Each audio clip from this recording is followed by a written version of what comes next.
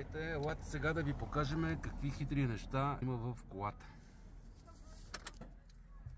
Ето, като включиме колата и се показват какви системи има. ABS, ABS, ABD, както има airbag, датчик за налягането в гумите. Ето тук е много интересна част.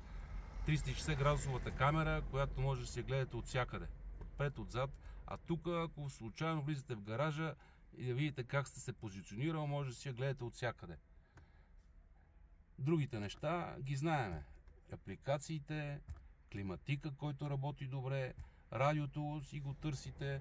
Отстрани има два USB порта, за да може да си слушате друга музика или да си зареждате телефона.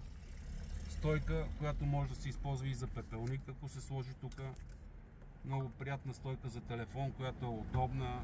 Малко отделение за вещи, второ отделение за вещи. Стойка, която очилата да не ви се мотаят много наляво надясно. Място за дребни неща, монети, визитки. Във вратите също има места за вещи.